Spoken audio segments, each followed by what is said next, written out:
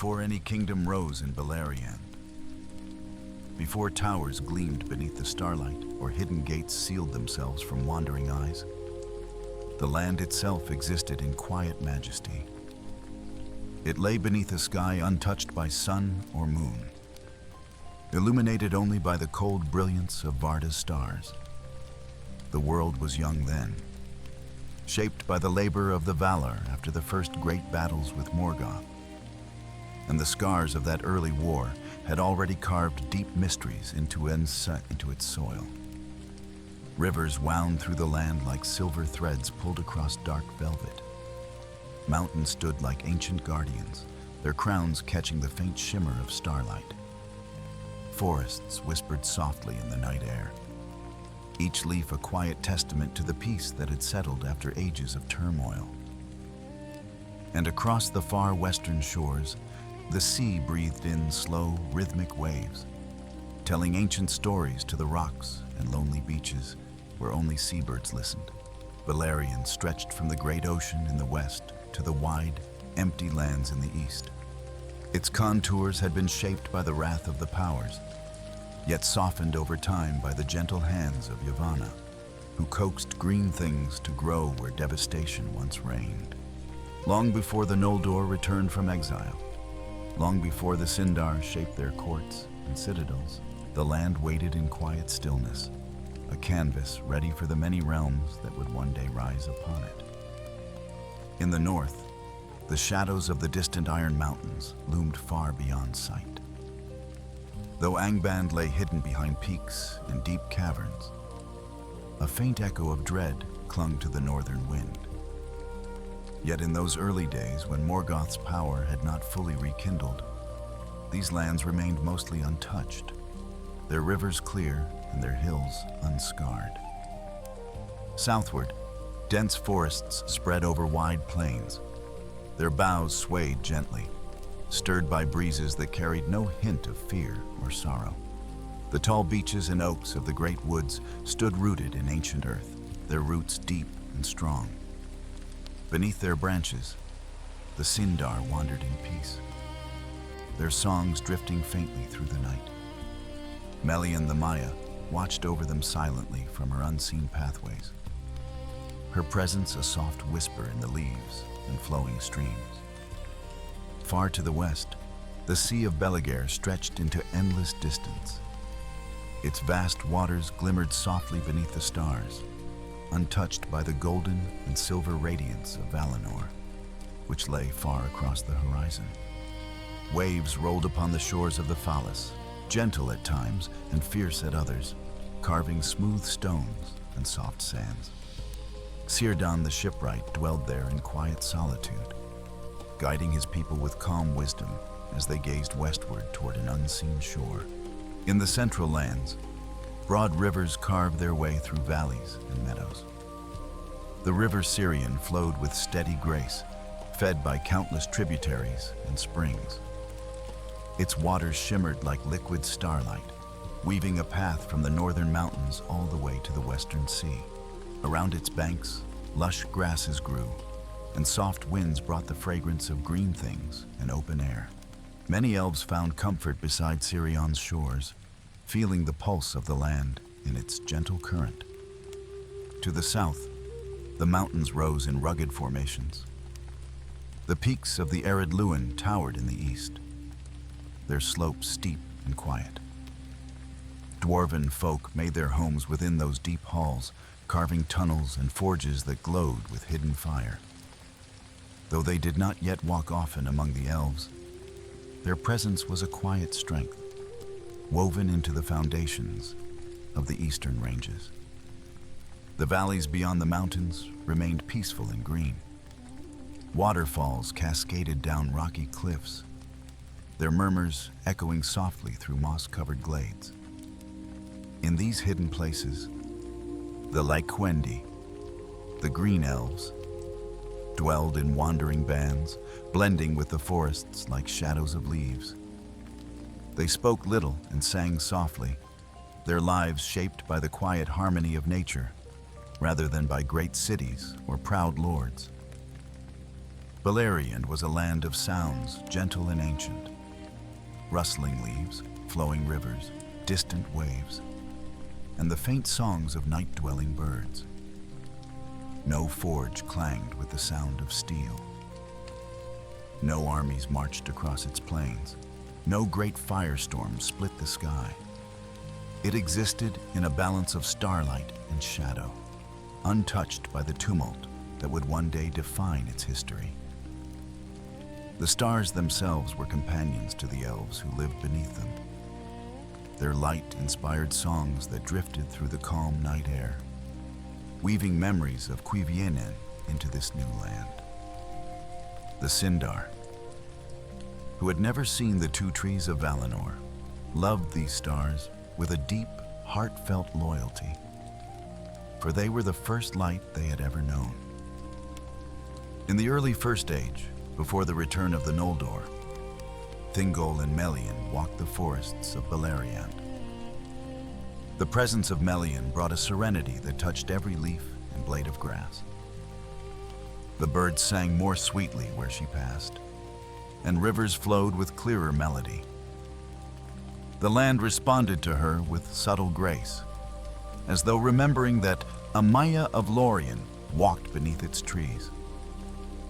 Across the plains, night winds guided seeds and carried the scent of distant rain. Storms came gently, cleansing the air and painting the soil with new life. The rivers rose and fell with the seasons, yet always they moved with steady purpose, flowing toward the sea that waited to embrace them. Though Beleriand would one day be divided into many realms, in these early years it was unified in peace. From the far western coasts to the shadowed glens of the east, from the mountains of the north to the fertile southern fields, every corner of the land seemed to breathe in quiet harmony. There were no borders or fortresses. No watchtowers kept vigil. No banners fluttered in the wind. Only the whispered promise of what would one day be. The elves who lived there did not yet know the turmoil that would come.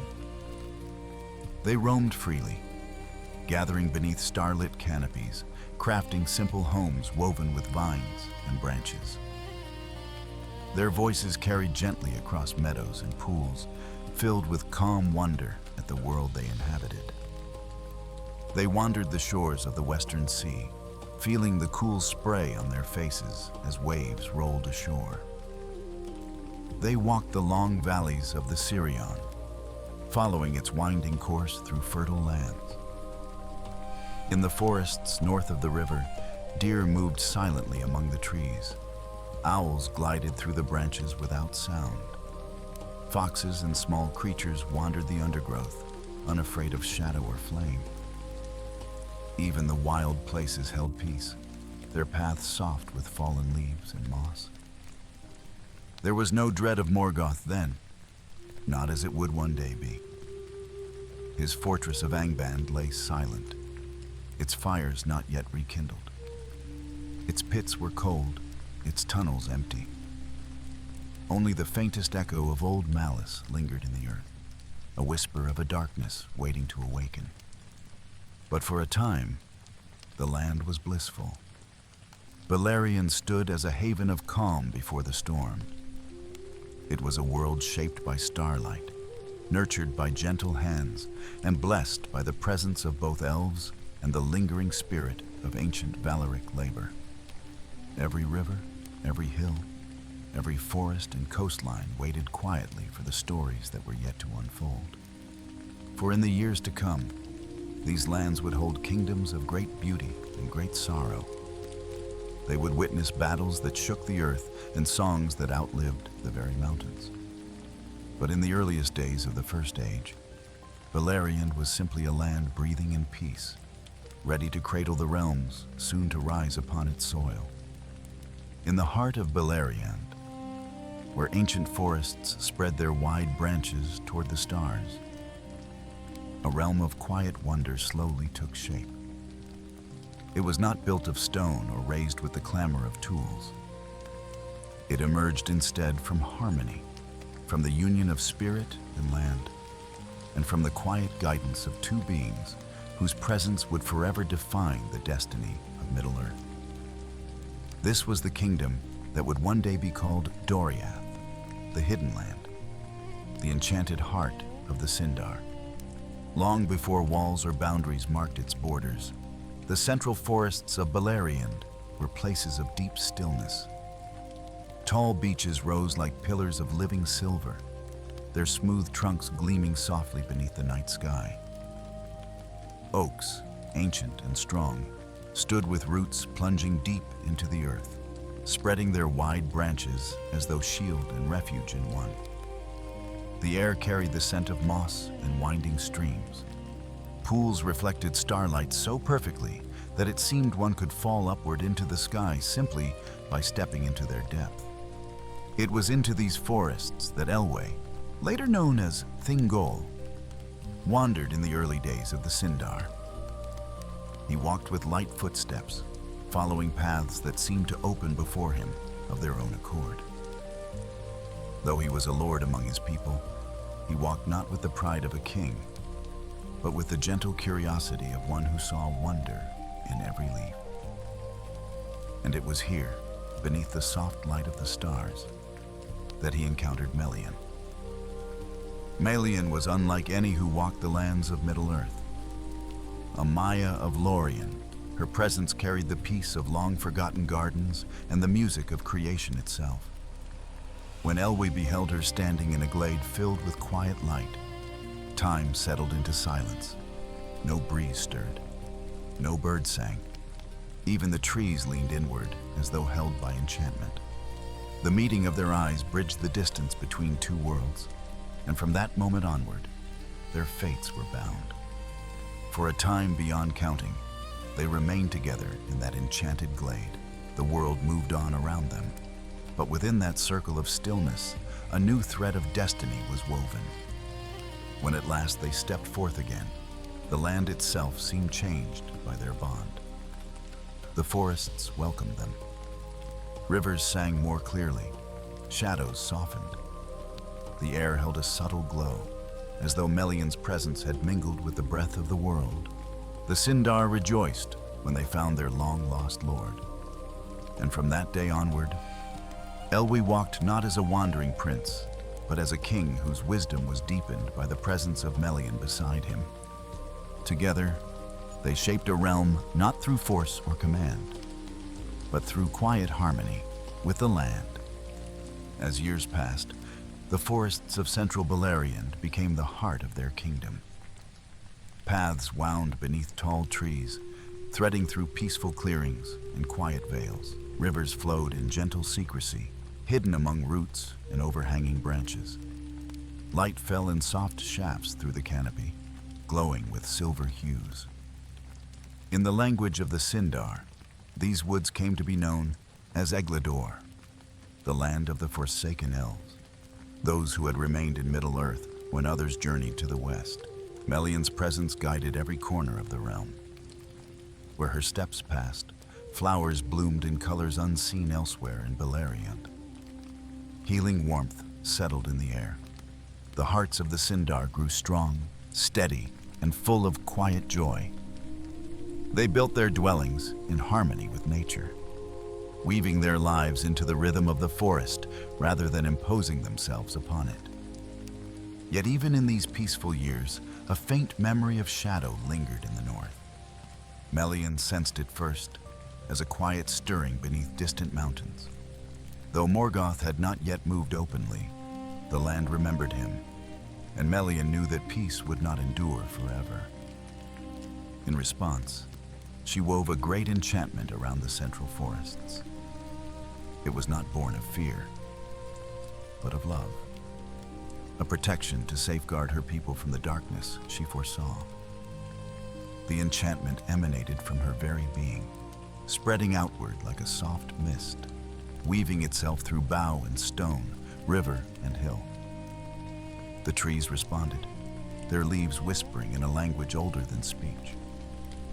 The rivers shimmered with a faint glow as though starlight had dissolved into their waters. This enchantment became known as the Girdle of Melian. It was a barrier not made of stone, but of invisible power. Any who sought to enter with ill intent found the paths twisting away beneath their feet. What seemed a clear trail one moment became an endless maze of trees the next. Hills that appeared close at hand grew distant. Rivers shifted their course. The forest itself became a guardian, turning away those who would bring harm. Within the girdle, Doriath blossomed into a haven of calm. Thingol and Melian established their throne at Menegroth, the Thousand Caves, carved into living stone with the help of the dwarves of the Blue Mountains. But even Menegroth, with its carved pillars and flowing fountains, felt less like a fortress and more like an extension of the forest, a place shaped by the harmony of many hands and hearts. Outside the hidden realm, Beleriand was slowly filling with the returning Noldor, who brought with them stories of fire and exile. But inside Doriath, time moved gently. Leaves continued to fall in soft spirals. Stars shone through the branches in quiet brilliance. Melian walked the paths with serene grace, her presence a guiding light in times of both joy and sorrow. The Sindar who lived within the girdle found a peace unmatched anywhere else in Middle-earth. They sang beneath the trees, their voices blending with the murmur of streams. Children grew hearing only stories of distant troubles, never feeling the touch of fear. Hunters walked the forests guided by the movement of wind and shadow, their steps soft and sure. Craftsmen shaped wood and stone with devotion rather than haste.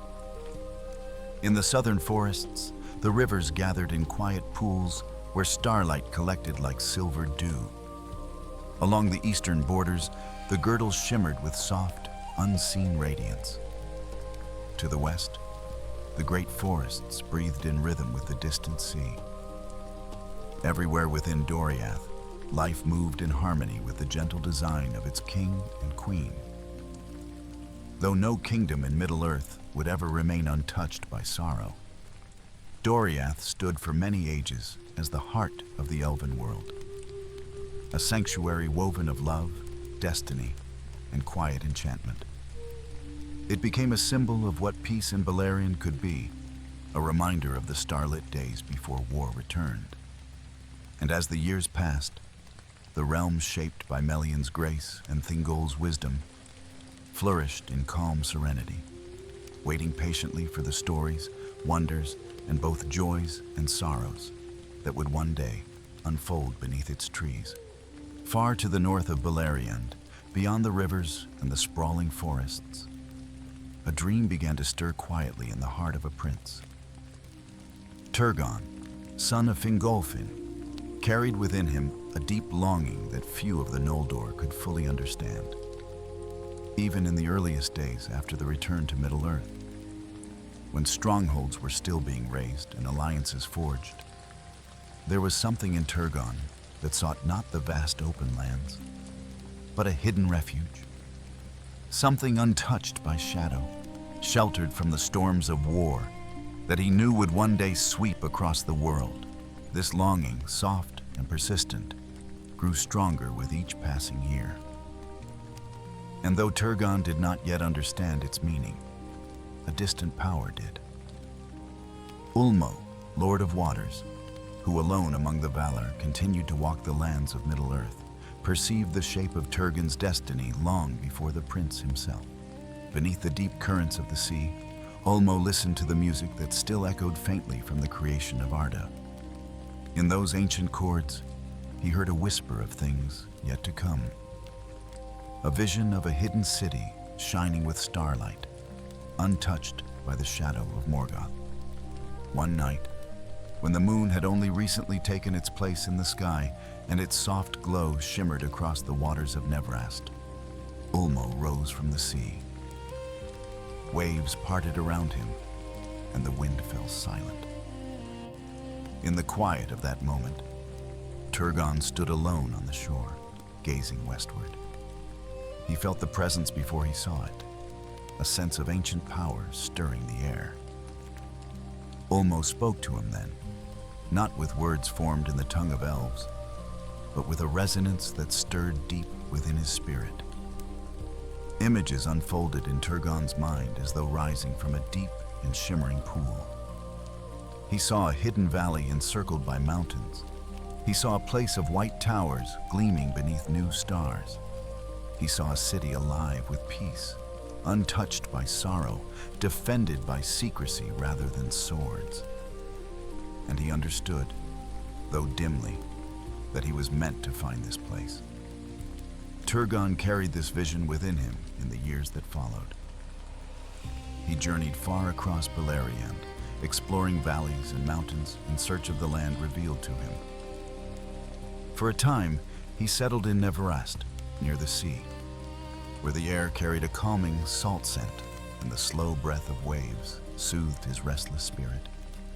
Yet even there, with cliffs rising above the western shores and forests stretching behind him, he could not forget the vision placed in his heart. One day, accompanied by a small host of loyal kin, Turgon ventured eastward through the rugged lands that lay beyond the northern mountains. They crossed stone-strewn fields and followed the winding paths of narrow streams. The journey took them through shadowed passes and forgotten valleys until at last they came upon something extraordinary. A hidden passageway, narrow and winding, concealed by rock and shadow. Few would have noticed it, and even fewer would have dared to follow its mysterious course. But Turgon felt a quiet pull, as though the very air whispered the memory of Ulmo's vision. With careful steps, he led his company through the secret way. They moved along a passage steep and twisting, where walls of stone rose high on either side. The path wound like a serpent through the mountain's heart, and for a long time, no sunlight reached them. Only the faint glimmer of reflected starlight guided their way. At last, after hours of winding ascent, they emerged from the passage and found themselves standing on the rim of a vast hidden plain. The mountains encircled it like a living wall, tall and silent, their peaks sharp against the sky. The valley within was wide and green, bathed in the pale glow of morning. A river, clear and bright, ran through its center, and the grasses swayed gently in the cool breeze. It was as though Tumladen had been waiting there since the creation of the world, untouched and unknown. Turgon gazed upon the valley with a sense of recognition so deep that it caught his breath. This was the place Ulmo had shown him. This was the hidden refuge destined to shelter his people in the troubled years yet to come. Within these mountains, beyond the reach of Morgoth's spies and armies, the vision of a secret city took root. He brought his people to Tumladen, and there they began the long and careful work of building a city that would one day become a legend whispered across the ages. Stone by stone, tower by tower, they shaped a realm of breathtaking beauty. White walls rose like pale cliffs under the sky. High towers soared with carved balconies that glimmered with starlight. Arching bridges were cast across streams and terraces. Everywhere, the craftsmanship of the Noldor shone with quiet pride. The city that emerged was named Gondolin, the Hidden Rock, and it would become the most secret and the most beloved of all elven realms in the First Age. Turgon ruled from the highest of its towers, a leader both gentle and resolute. His people lived in peace, sheltered by the encircling mountains and the unseen guidance of Ulmo, who still watched over them from the waters that flowed beneath the world. Life within Gondolin moved with a rhythmic grace. Days passed softly, measured by the changing light of sun and moon. The people crafted music that drifted through white halls and gardens. They shaped delicate sculptures that captured the curves of wind and water. In the evenings, when the stars emerged, the city glowed with a soft, silver radiance, as though remembering the light of the trees they had once seen in Valinor. Hidden from the world, Gondolin became a living vision, a place where hearts weary from long exile could find rest. The people of Turgon walked its pathways with quiet assurance, unaware of the doom that lay in the distant future. For now, they dwelled in a city cradled by mountains, protected by secrecy and the lingering touch of a Vala. Gondolin stood as a symbol of hope in a world already threatened by shadow. Its white towers shone like stars fallen to earth. Its gates remained well guarded, known only to a few trusted guides. And around it, the mountains rose steadfast, their peaks forming a circle as strong as any wall of steel. In the peaceful years that followed, Gondolin flourished in quiet isolation. Birds nested on its balconies. Streams flowed gently through its gardens. Craftsmen shaped wonders that brought delight to all who saw them. And Turgon, who had once wandered Beleriand with longing in his heart, found at last a home shaped by destiny and watched over by the deep music of the sea. Though the world beyond the encircling mountains churned with the first hints of future war, Gondolin stood serene and untouched, a hidden jewel of the First Age waiting in silence for the tales yet to unfold. South of the hidden valley where Gondolin shone beneath encircling mountains, and west of the forests that would one day be guarded by Melian's enchantment, the river Narog carried its clear waters through long, quiet lands. Its surface shimmered beneath starlight in the early years of the First Age, flowing through gentle valleys and along soft meadows. But farther south, the river cut through harder stone, carving winding gorges and deep passages until its murmur echoed in cavernous halls. It was here, in these rugged and mysterious lands, that another great realm would bloom, vast, hidden, and shaped with patient artistry by elven hands. Finrod Felagund, son of Finarfin, wandered these southern lands in the early days after the return of the Noldor. Though many elves sought glory on the battlefield or in the founding of proud cities, Finrod's heart was moved not by conquest, but by a quieter longing. He loved the untamed places of Middle-earth, the untouched hollows and ancient echoes carried by wind and water. He listened to the river Narog as it whispered secrets through stone, and he felt the deep call of a hidden home waiting to be awakened. One evening, as the soft dusk settled over the land, Finrod and his companions followed the Narog into a narrow gorge where its waters plunged between steep stone walls. The air was cool, touched with a faint scent of moss and deep earth. The sound of flowing water echoed like a distant song in the caverns ahead.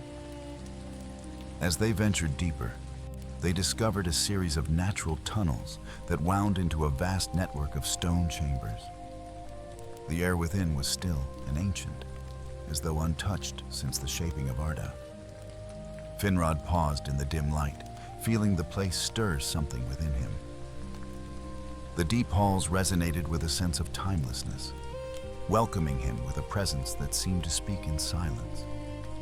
Torchlight cast long shadows across the walls, revealing strange patterns carved by ages of water. It was as though the mountain had been waiting for someone to bring life into its long-forgotten heart. It was not long after this discovery that Finrod sought the help of the dwarves of the Blue Mountains. Among them were the craftsmen of Nogrod and Belagost, skilled in carving stone and shaping halls that could endure the weight of mountains.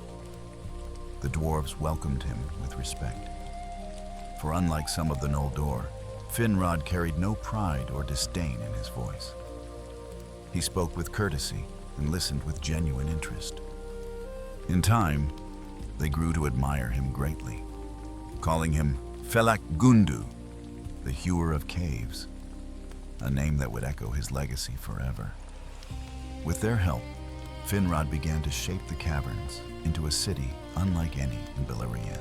Slowly, over many years, tunnels widened into graceful halls, Pillars rose from the stone like the trunks of ancient trees, carved with intricate designs that seemed to breathe with life. Bridges arched over deep, glowing pools fed by the Narog. Light from hidden lanterns reflected in the flowing water, casting shimmering patterns upon the cavern walls. Paths twisted through stone like gentle rivers of polished rock, leading to countless chambers. This realm became known as Nargothrond, the underground fortress and jewel of the south. Though hidden beneath stone and earth, it held a beauty equal to any city under open sky. Soft lights glowed in its halls like starlight caught in crystal. Water flowed through its passages with a music that soothed the heart.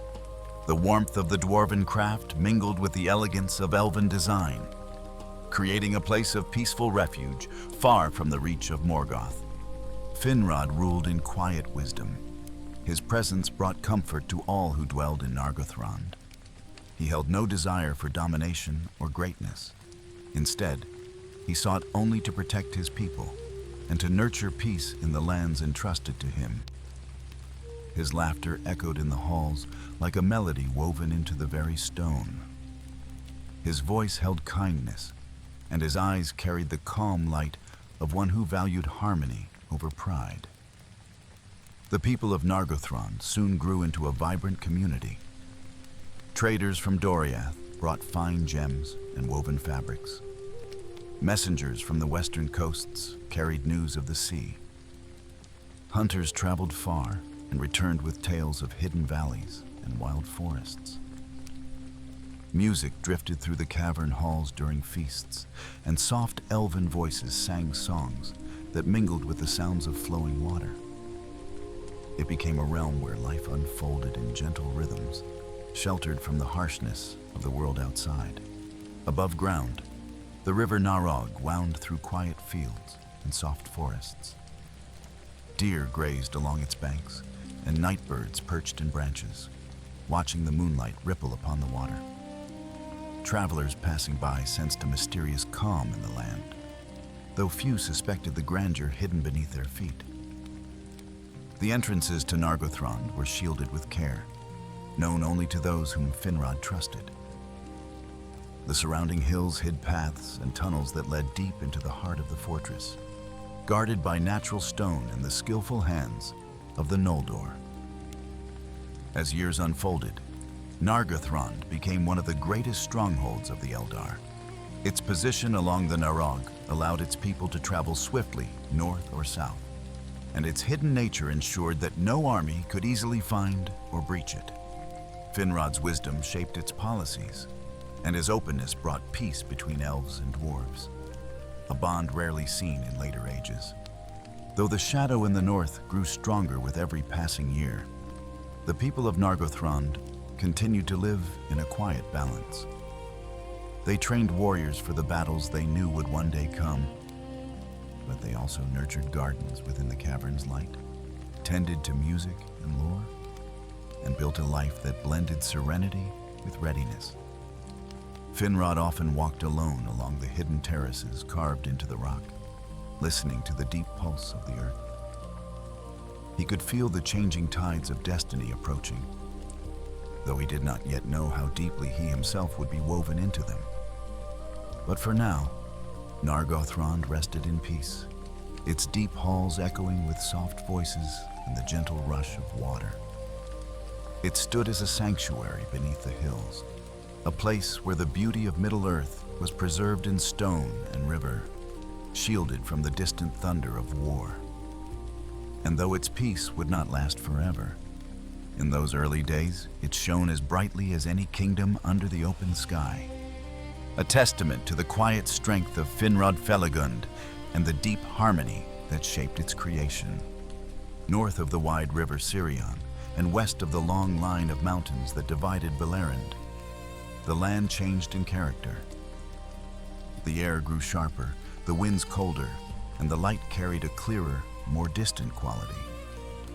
These were the northern lands where Fingolfin and his people settled after their long and bitter crossing of the Helcaraxe, and where a realm shaped by endurance, courage, and quiet resolve slowly came into being.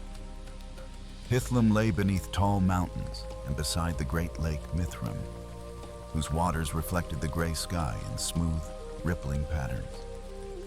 In those early years of the First Age, the lake was a place of profound stillness. Mist clung to its surface in the mornings, drifting across the water like soft silver veils. The elves who camped along its shores often woke to the gentle lapping of waves, the distant cry of birds, and the faint echo of wind sweeping down from the mountains. After the ordeal of the grinding ice, the people of Fingolfin found the quiet shores of Mithrim a refuge. They set up simple dwellings at first, shelters against the wind, places where fires burned through long nights to warm hands still numb from the cold of the north. But even in those early days, before any great fortifications rose, the land felt like a promise. The mountains stood like guardians above them, and the lake offered water and calm reflection. There, beneath new stars and a sky that seemed larger and deeper than any they had known in Valinor, the Noldor rested from their suffering. Fingolfin, their king, walked often among his people, offering words that steadied weary hearts. He bore the weight of their ordeal in silence, but those around him felt the quiet strength in his presence. His gaze carried both sorrow and resolve, the memory of burning ships on the far western shore and the determination to build anew in this strange and beautiful land. As the seasons passed, the settlement around Mithrim grew into something greater. Dwellings gained structure. Paths appeared along the lake's edge. Warriors trained on open fields where wind swept across the grasses in long waves. The pale light of dawn touched the peaks of the arid Wethrin, and the people woke each day to a world that felt both harsh and profoundly alive. The mountains surrounding Hithlum created sharp contrasts of weather. Cold winds often swept in from the north, carrying with them a crispness that stung cheeks and sharpened the mind. Yet, when the weather grew still, the land revealed a different kind of beauty. Sunlight filtered through thin clouds, illuminating the lake in hues of silver and pale gold. The grasses shone with morning frost. From the foothills, the view stretched in quiet vastness across plains and ridges, each shape softened by distance. To the south lay Dorlomin, a gentler region where the land rolled in long, sweeping hills. Here the winds carried less bite, and the soil was rich enough to support wide fields of high grass that shimmered like bronze under the glow of sunset. Streams cut through the hillsides, carving paths that would one day nourish farms and settlements. The elves of Fingolfin's house often traveled between Hithlum and Dorlomin, finding comfort in the contrast between the sharp northern air and the more moderate breezes of the south. In these lands, Fingon, the eldest son of Fingolfin, often roamed. He moved with quiet purpose, exploring glens, rocky outcrops, and the winding streams that fed into Mithrim. His spirit carried a fire tempered by compassion, and he developed a deep understanding of the terrain. He trained with his companions among the rolling hills, their laughter sometimes echoing faintly across the wind-carved ridges.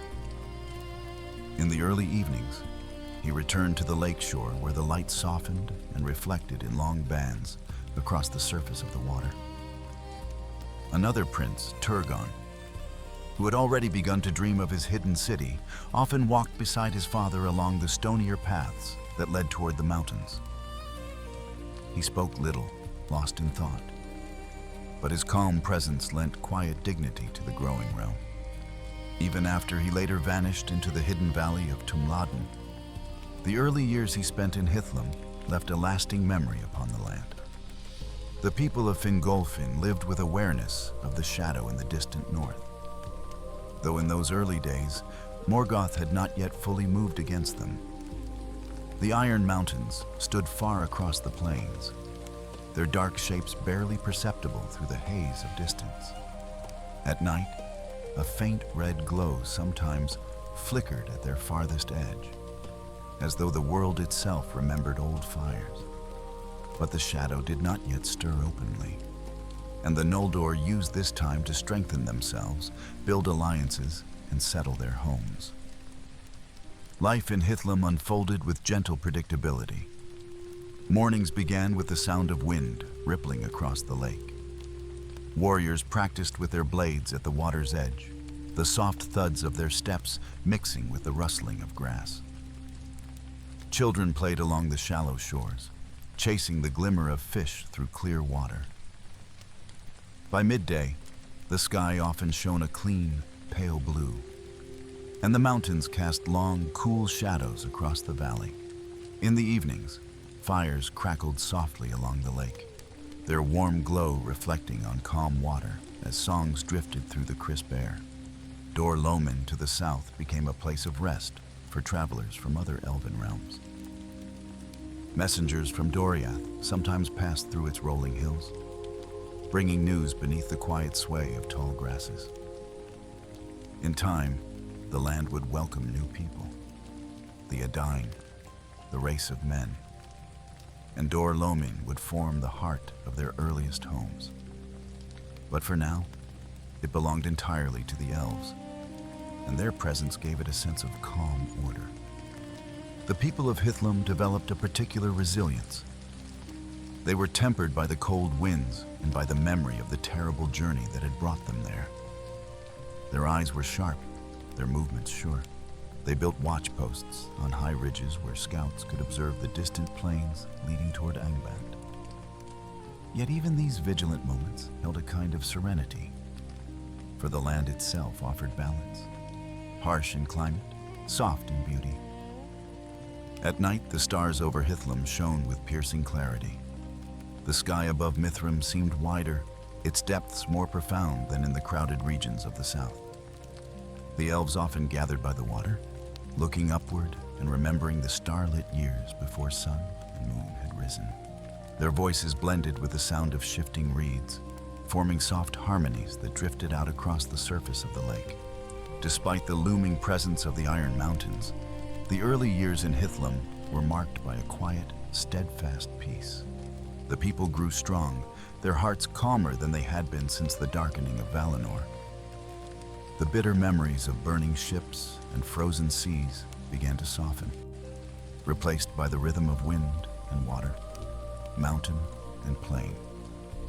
For a time, Hithlum and Dor Lomin stood as tranquil homelands carved out of hardship, places where the strength of Fingolfin's people could settle, breathe, and prepare for the long years ahead. Shadows would come later. For now, the North held its quiet dignity, waiting for the stories that would one day unfold among its hills and cold, shining waters. Along the western edge of Beleriand, where the land meets the great open sea, lay a region of wind-shaped cliffs, wide beaches, and endless horizons. Here the sound of waves replaced the rustle of forests, and the salty breath of the ocean moved across the land in slow, rhythmic patterns. This was the Falas, the coastal realm of the Sindarin mariners, watched over by Círdan, the shipwright. Long before storms of war reached the inland forests or the northern plains, the Falas existed in an uninterrupted conversation with the sea, living in balance with its calm moments and its wild moods. The coastline stretched far and open, shaped by tides older than memory. Waves rolled in steady cadence, breaking into white foam that glistened beneath the morning light of the rising sun. Seabirds circled in wide arcs above the water, diving gracefully when the glimmer of fish pulled them downward. The scent of salt hung constantly in the air, woven with traces of seaweed and distant rain. At times, when the wind blew strong from the west, the ocean sent mist drifting across the shore, settling gently onto the dunes and cliffs like a soft, cool veil. The two harbors of this realm, Brithembar and Eglarest, rose along rocky inlets where the land created natural boundaries against the ocean's power. Both cities had been shaped not with the ambition of grandeur, but with the patient practicality of seafarers who lived by the tides. Smooth, pale stone formed terraces that sloped gently toward the water.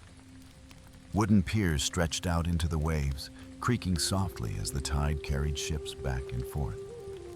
Homes and workshops stood along the cliffs, positioned carefully to withstand the storms that sometimes swept in from the deep. Círdan walked among his people with a calm presence that comforted all who gathered near him. His hair was gray with age, a mark of wisdom rather than weakness. His eyes carried the reflection of the ocean's shifting lights. It was said that he had glimpsed more horizons than any other elf alive, and that his understanding of the sea ran deeper than the roots of the Blue Mountains. Under his guidance, the elves of the Falas lived with quiet steadiness, never rushing against the pace of the waves, but moving in harmony with them. The ships crafted by Círdan and his people were works of living beauty. They carved hulls from pale wood and adorned them with subtle carvings inspired by waves, wind, and the wings of seabirds. Their vessels were sturdy enough to weather storms and elegant enough to glide over calm water with barely a ripple. When seen from afar, these boats resembled pale leaves drifting across the surface of the sea, each one guided by hands that knew the rhythm of the tides as intimately as breath. Life in the Falas unfolded differently from the inland realms of Beleriand. Every day began with the sound of the shifting tide and the soft chatter of seabirds preparing to take flight. Fishermen set out at dawn, their sails catching the first light. They returned in the evening with their nets filled, singing quiet songs that blended with the sound of the surf. Craftsmen and builders worked near the harbors, shaping wood and stone with gentle precision, their hands moving in patterns learned over centuries. Children played along the beaches, their laughter mingling with the call of gulls as they chased the retreating waves. At times, the sea grew restless, swelling with a deep rumble that echoed through the harbors. The wind rose quickly then, tugging at ropes and sails. Dark clouds gathered along the horizon, moving toward the shore in thick layers. When storm struck, the people of the Falas worked swiftly, securing their boats and guiding them safely back to harbor. Waves crashed against the cliffs with the force of ancient spirits, sending spray high into the air. Yet even in the fiercest storms, the Falathrim remained calm, for they had grown up with the sea's unpredictable moods and trusted their knowledge of its ways. When the storms passed, calm returned with breathtaking clarity. The ocean stretched smooth and glistening toward the sunset, painted in hues of lavender, rose, and deep blue. In those quiet hours, Círdan often stood upon the highest cliffs, watching the distant waters with a gaze that stretched far beyond sight. He felt the deep currents beneath the waves, currents that carried the song of Ulmo across the world. Sometimes, when the wind was right and the sea lay especially still, he believed he could hear faint whispers from the west, reminders of lands few had ever beheld. The Falas did not only serve as a homeland for mariners, it also became a refuge for travelers and wanderers from across Beleriand. Messengers from Doriath sometimes passed through its harbors, bringing news from the forest realm. Dwarves from the Blue Mountains traveled westward to trade tools and finely crafted goods. Even the Noldor, when exploring the coasts, found themselves welcomed with cautious friendliness. The people of the Falas were slow to trust, but their hearts were steady and generous once trust was earned. One of the most cherished aspects of life along the Falas was the way the land and sea shaped the rhythms of living. The tides marked the passing of time as much as the rising and setting of the sun. High tide brought boats drifting into harbor with steady precision. Low tide revealed stretches of pale sand, tide pools shimmering with tiny creatures and shells that sparkled like scattered jewels. Children collected these shells and wove them into necklaces or carved them into delicate ornaments. Adults placed them in the beams of their homes or carried them as tokens of memory and protection. Evenings in the Falas were filled with quiet gatherings. People sat near the shore, listening to the murmuring of the waves as they shared stories and songs of ancient days. Fires burned along the beaches, sending spirals of smoke gently upward into the cooling air. The flames cast a warm glow across the faces of those gathered, illuminating the calm lines of their features. Songs of the sea, soft and melodic, drifted into the night, weaving together tales of distant voyages, patient craftsmanship, and deep connection to the water. Círdan often joined these gatherings, accompanied by those who served as his closest counselors and friends. He listened to the songs with the serene attention of one who valued the smallest of moments. He spoke rarely, but when he did, his words carried weight, shaped by long experience and quiet foresight. He sensed the changing tides of the world and knew that peace would not last forever. Yet he encouraged his people to cherish the present, to hold fast to the harmony they had created along the western shores. In the early First Age, the Falas remained untouched by war. Its people observed the rising tensions in the north and the movements of Morgoth's creatures from afar, but the shadow had not yet reached their waters. Waves continued their endless dance across the shoreline. Boats came and went with daily purpose. The scent of the sea mingled with the warmth of firelight. And for a time, the Falas existed as a realm of quiet resilience, shaped by tide, wind, and the watchful presence of a shipwright whose wisdom endured like the waves themselves. It was a place of open horizons, where the sea whispered of distant lands and the wind carried memories of ages past. And though dark days lay in the future, the serenity of the Falas in these early years remained a shining memory in the long history of Beleriand, a reminder of a time when the world breathed deeply beneath the starlit sky, undisturbed by the shadow that would one day sweep across the land. East of the great forests and far from the soft winds of the western shores lay a land shaped by harsher elements. Here, the hills rose in long, sweeping lines, their slopes covered with coarse grass and scattered rocks. The air was drier, carrying with it a faint scent of dust and distant storms. And in the midst of these rugged lands stood the hill of Himring, a broad, flat-topped height of stone that overlooked the wide plains stretching toward the northern mountains.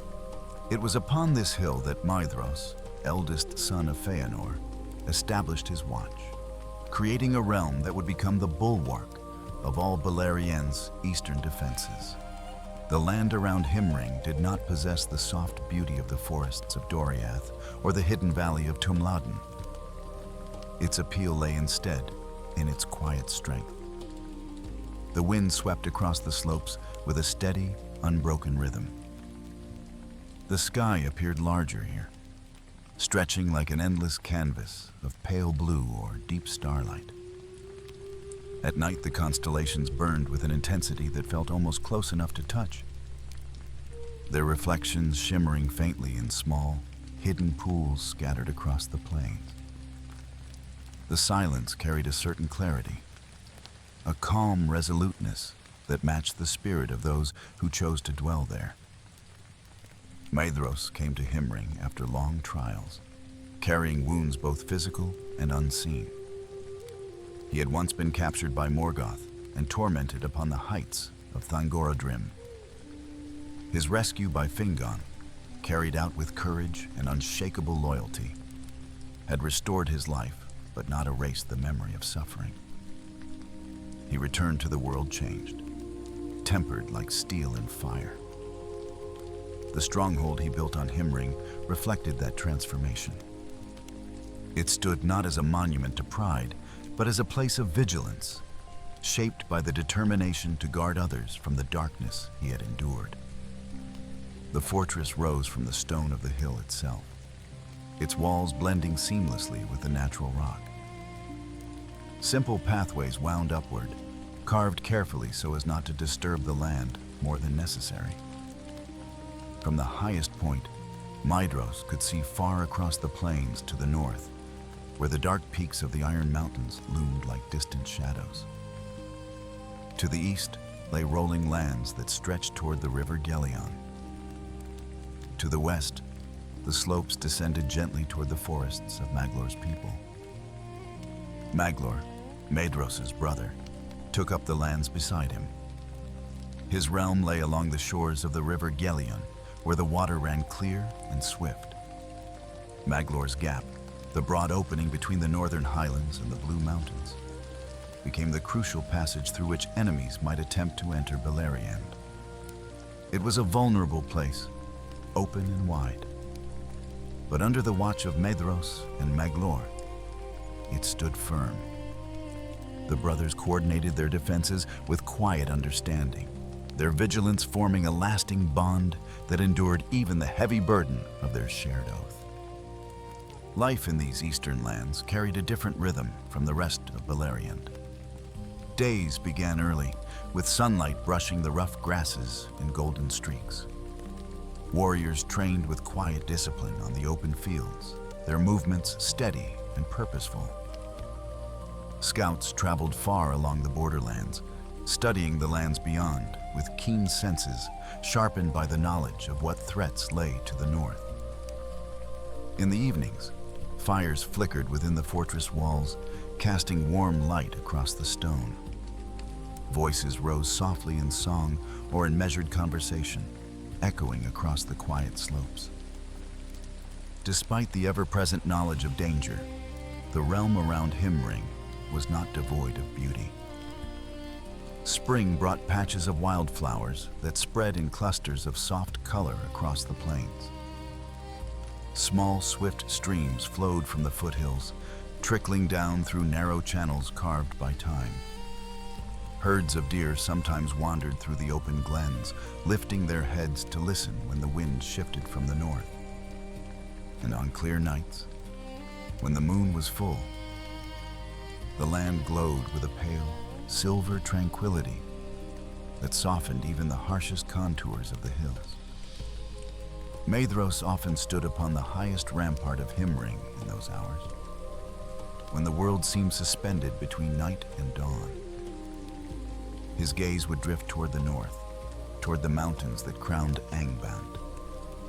He could feel the shadow gathering there, quiet for now, but growing with each turn of the stars. Yet he did not let this shadow seal his heart. He carried within him a deep and enduring strength, born from suffering and rebuilt with purpose. He spoke little of his torment, choosing instead to give his people stability and courage. Maglor, meanwhile, filled the air of the eastern marches with music. His voice, famed among all the Noldor, drifted across the plains in soft melodies. In the evenings, when the wind calmed, the sound carried far across the land, reaching the ears of those who kept watch at Himring. His songs, though often tinged with sorrow, brought comfort to the hearts of those who heard them. It was said that even the wild creatures paused in their wandering when Maglor sang, touched by a music that resonated with the depths of the world. The people who lived under Maedhros' protection grew into a hardy folk, accustomed to the open air and long horizons. Their eyes were keen, their steps sure on the uneven terrain. They moved with an awareness born from constant vigilance, but their hearts held steady in the quiet confidence that their leaders stood firm. Hunters traversed the plains, gathering food and keeping watch. Craftsmen shaped weapons suited to the needs of the land, tools designed not for show, but for endurance. There was a sense of shared purpose that bound the people of the eastern marches. They understood the importance of their vigilance, for they were the first shield against the north. And though they felt the weight of that responsibility, they also found solace in the companionship of one another. Conversations by firelight, shared meals, the sound of Maglor's harp drifting through the dusk. These simple moments created bonds that held strong even in the face of looming threat.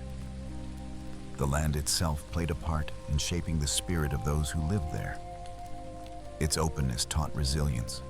Its winds taught patience. Its vast skies reminded them that they were part of something far larger than themselves.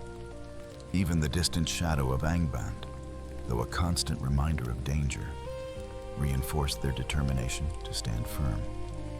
In these early years, before the great battles that would one day scar the land, Himring remained peaceful in its own austere way.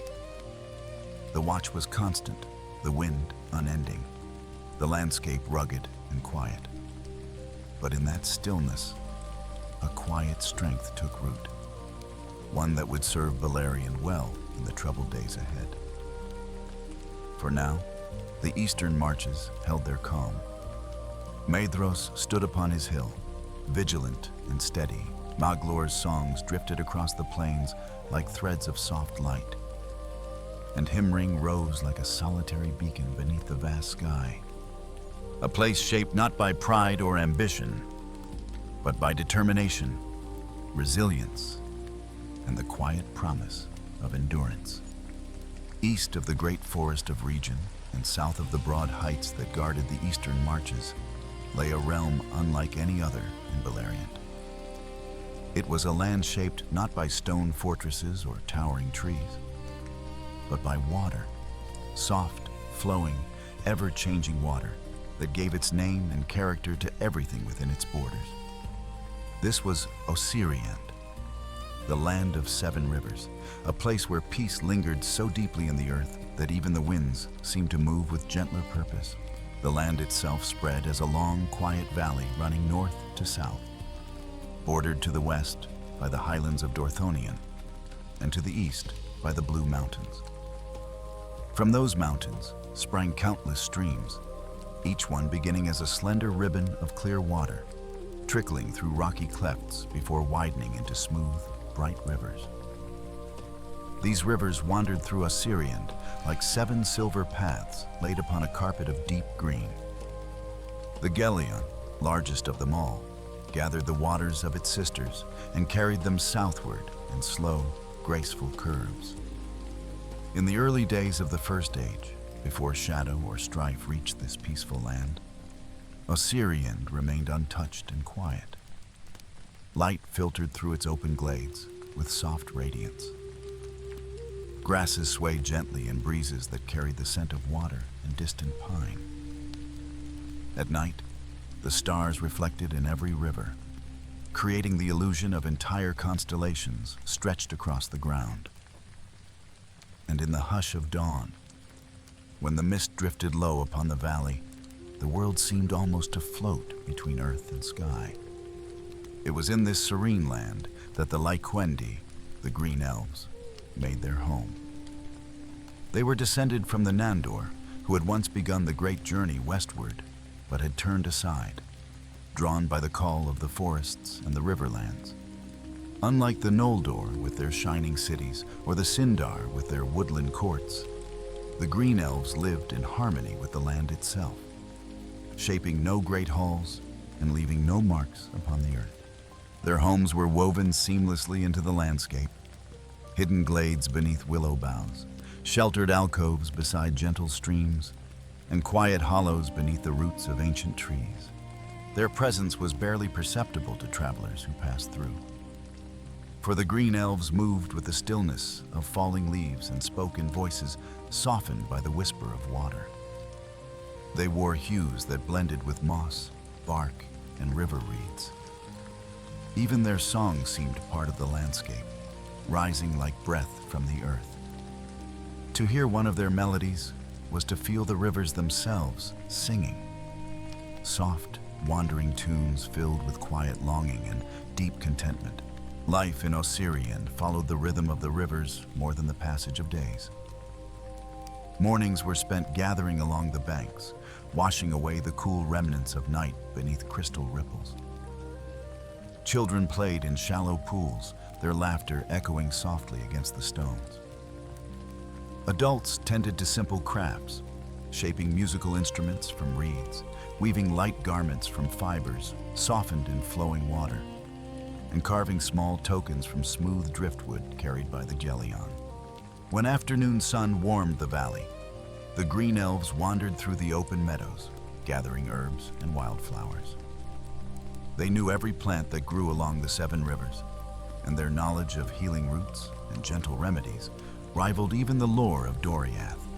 They tended not to gardens, but to the natural growth of the land, encouraging plants to flourish where the soil grew thin and ensuring the rivers flowed freely, unburdened by fallen branches or tangled reeds. Evenings brought calm as pale gold light settled across the valley. The green elves gathered in small circles near the riverbanks. There, beneath the soft glow of twilight, they played harps carved from slender branches and flutes shaped from hollow reeds. Their songs drifted in gentle harmonies across the water, blending with the babble of the streams and the soft chirping of night insects. These melodies carried no sharp notes or bold rhythms. They were woven from quiet breaths, rising and falling like the gentle pulse of the earth. The land of Ossiriand held little fear, for its people lived lightly and left few traces. Hunters moved with utmost care, ensuring that no path was trampled and no creature was disturbed without purpose. Warriors, though few, held bows crafted with exceptional precision. When they walked, the forest barely noticed their passing. Silence and harmony formed the foundation of their way of life, and they treasured this peace above all else. The 7 rivers themselves shaped the spirit of Ossiriand. Each had its own voice and character. One flowed swift and bright, singing joyfully over smooth stones. Another moved in slow, steady murmurs, carrying reflections that shimmered like gently shifting stars. Some were broad and shallow, glistening beneath the sun. Others wound through dense woodland, their surfaces dappled with leaf shadow. The green elves knew the song of each river, recognizing its mood from the faintest tone carried on the wind. To the south, where all 7 rivers converged before flowing into the Gelion, the land opened into wide, fertile fields. Here the grasses grew tall and golden, swaying like a sea beneath the warm breeze. Deer wandered through these meadows in graceful herds, their movements gentle and unhurried. Birds glided above in slow arcs, watching the waters gleam beneath them. Even the wild creatures sensed the peace of Ossiriand, moving with a calm ease that mirrored the spirit of the land. In the deeper eastern woods, where the shadows of the Blue Mountains stretched long, the Lyquendi lived with a profound stillness. They saw no need for walls or battlements. The land itself protected them, for few could find paths through the dense foliage unless guided by one who knew the woods intimately. The green elves understood that strength could be found in subtlety, and that survival did not always require swords or fortresses. Their lives flowed like the rivers, quiet, steady, and enduring. Travelers from other realms spoke in hushed awe of the tranquility that settled upon them when they entered this land. They felt as though time slowed beneath the canopy of trees, as though each breath carried the calm weight of centuries. Messengers from Doriath who crossed the Gelion often paused upon its banks, taking in the view of the valley bathed in starlight before moving on. For a moment, they felt as though they had stepped into a world untouched by sorrow. Yet even Ossiriand, peaceful as it was, sensed the distant tremors rising from the north. The shadow of Angband did not immediately reach these lands, but the winds sometimes carried faint echoes of distant turmoil. Still, the green elves remained steadfast in their quiet ways, choosing not to burden their hearts with fear. They trusted the rivers, the forests, and the deep rhythm of the land to guide them as they always had. In these early days, Ossiriand remained a sanctuary of deep calm, a realm where the music of water shaped daily life, where voices blended with the murmurs of the earth, and where the Lyquendi moved like soft shadows beneath the stars. It was a place untouched by war, untouched by pride, untouched by the noise that often accompanies greater kingdoms. And though later ages would bring change, sorrow, and wandering, the memory of Ossiriand in the years of peace lingered like a soft refrain, echoing through the songs of elves long after the rivers themselves had changed their course. In the long, quiet years of the early First Age, before the great battles reshaped the land and sorrow began its slow approach from the north, Beleriand existed in a delicate balance of beauty and stillness. Its realms, though varied in shape and purpose, were bound together by the faint music of the world itself, a quiet rhythm that breathed through forests, rivers, mountains, and open plains. Each land held its own character, its own memory, its own voice, yet all were threads in a single tapestry woven beneath the great sky. In the west, the sea whispered across the shores of the Falas, its waves rolling in steady cadence against the sand and stone. The people there woke each morning to the cry of seabirds circling above calm waters. Their ships, crafted with deliberate care, rested lightly in the harbors, ready to venture into the sparkling blue beyond the horizon. Soft winds carried salt across the land, mingling with the warmth of sunlight reflected on waves. Peace held strong, anchored by the presence of Círdan and the quiet wisdom he offered to all who listened. Southward, the hidden caverns of Nargothrond glowed with gentle light. Inside those deep halls, water coursed along polished stone channels, filling the air with distant murmurs. Lanterns glimmered like captured starlight, casting soft reflections along curved arches and carved pillars. The people moved with an easy grace, guided by Finrod Felagund's calm and steady presence. They crafted beauty not for display, but for living. A harmony of stone, water, and gentle voices that echoed softly in the heart of the earth. To the east, the vast plains near Himring stretched beneath an immense sky, where wind shaped the grasses into long sweeping waves.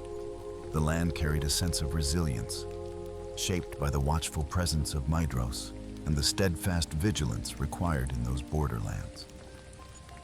Even in its ruggedness, there was beauty. The call of distant birds, the dim silver light of the moon across the plains, the sound of wind weaving through tall grasses. At night, when stars shone fiercely above the open world, Maglor's soft songs drifted across the land, soothing hearts hardened by the need for vigilance. Farther south, Ossiriand lay in the gentle cradle of its 7 rivers, each one a shimmering path threading through green meadows and quiet forest glades. The Lyquendi moved like shadows through the trees, their lives entwined with the rhythms of water and wind. Their songs rose softly, almost indistinguishable from the natural music around them. There was no urgency in their movements, no heavy weight upon their hearts, only the gentle flow of life that mirrored the currents of the rivers they loved. In the center of Beleriand, the forests of Doriath breathed in the presence of Melian, whose enchantment wrapped the realm in a protective embrace. Beneath the tall beeches and oaks, the ground was soft with moss and leaves, and the air carried a quiet strength. The people who lived there walked with peaceful confidence, knowing their queen's power flowed through every branch and stream within the girdle. Menegroth, carved within living stone, shimmered with the soft light of lanterns, fountains, and delicate carvings shaped by patient hands. Under Thingol and Melian's rule, the forest kingdom grew into a world of its own, untouched by the troubles that stirred beyond its borders. Farther north, where the cold winds whispered through mountain passes. Hithlum and Gondolin spread beneath tall peaks and along the deep lake of Mithrim. The people who settled there carried memories of hardship and endurance, yet the land offered them quiet solace. Mist drifted across the lake in the morning, parting slowly as the day warmed. The air held a crisp clarity, filled with the scent of mountain stone and cold water. Here, the resilience of Fingolfin's people found a home, blending strength with a deep appreciation for the land that had sheltered them. And hidden within the mountains eastward, the secret valley of Tumladen held the white city of Gondolin. Glowing softly beneath the new light of dawn, or beneath starlit skies. The mountains encircled it completely, standing like a ring of guardians around the quiet heart of Turgon's realm. Within its walls, life unfolded in a gentle rhythm. The sound of fountains splashing in the courtyards, the soft footsteps of craftsmen along marble pathways, the quiet conversations carried by evening breezes. Gondolin shone as a dream preserved from the troubles of the world, serene and untouched. These were the realms of Beleriand in the peaceful days before the deep shadow returned. Each land held its own spirit, its own gentle rhythm. Together they formed a world that breathed softly beneath the wide sky, illuminated by stars, shaped by rivers, and held together by both the strength and quietude of its people. The sound of distant waters echoed from region to region. Waves along the coast, river currents whispering through meadows, cavern streams murmuring beneath stone. Leaves rustled gently across Doriath's glades. The plains near Himring sighed beneath sweeping winds. The forests of Ossiriand swayed in sunlight and starlight alike. Everywhere, the natural world wove its music into the lives of those who dwelled within it. In these years, Beleriand felt like a land suspended in a breath of calm, a wide, living canvas waiting for the stories yet to unfold. Its peaks, valleys, and rivers held a quiet awareness, as though listening to the distant pulse of the world beyond. The shadow to the north had not yet unfurled its full weight. The people of the realms carried hope and simple wonder in their hearts. The land seemed safe, unbroken, whole. Starlight shimmered across fields and hills, casting pale reflections upon the water. The moon drifted silently across the sky, its soft glow falling over peaceful shores.